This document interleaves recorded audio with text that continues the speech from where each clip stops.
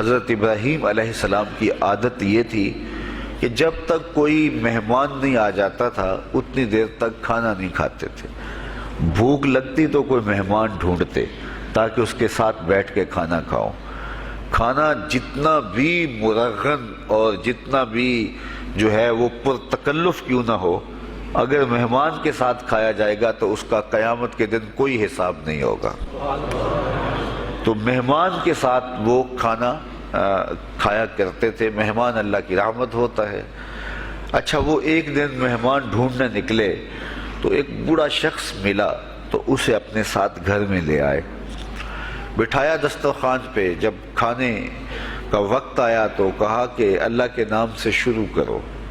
اس نے کہا میں تو اللہ کا نام نہیں لوں گا، میں تو بتوں کا پجاری ہوں، بتوں کو پوجنے والا ہوں۔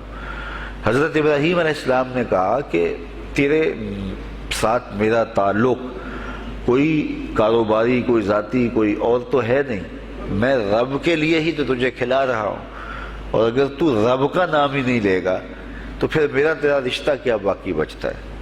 اس نے کہا میں چند لقموں کے لیے اپنے بتوں سے بے وفائی نہیں کر سکتا۔ وہ غالب نے کہا تھا نا کہ وفاداری بشرط استواری اصل ایمان ہے، مرے بت خانے میں تو کعبے میں گاڑو برہمن کو۔ اس نے اپنے انداز میں ایک بات کی تھی کہ وفاداری بڑی چیز ہوتی ہے، تو اس نے بتوں سے وفاداری کا بھرم رکھا۔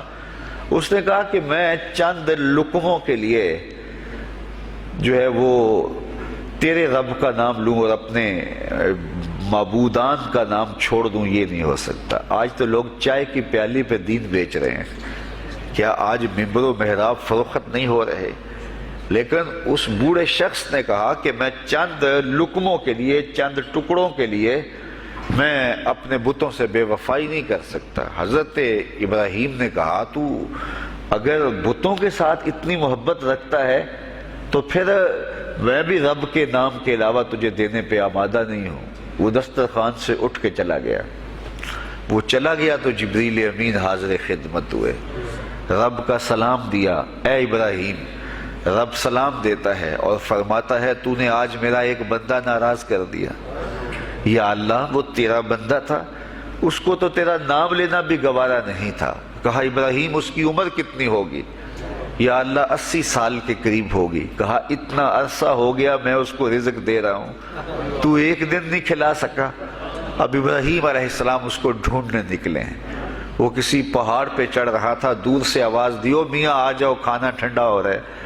اس نے کہا تم تو بڑے سخت تھے، لہجے میں، رویے میں تبدیلی کیسے آ گئی؟ کہا کہ اسی رب کا پیغام آیا ہے کہ مجھے اتنا عرصہ ہوا اسے کھلاتے ہوئے، وہ مجھے نہیں بھی مانتا تھا، پھر بھی میں اس کی ضروریات کو پورا کرتا رہا ہوں، اور تم ایک دن نہیں دے سکے، تو آؤ کھانا ٹھنڈا ہو رہا ہے۔ کہا تیرے رب کا نام نہیں لوں گا، کہا نہ لینا۔ کہا اتنی تبدیلی؟ کہا اسی رب کا سندیس آیا ہے، اسی رب کا پیغام آیا ہے۔ کہا پھر کھانا بعد میں کھاؤں گا، پہلے اپنے رب کا مجھے غلام بنا لے۔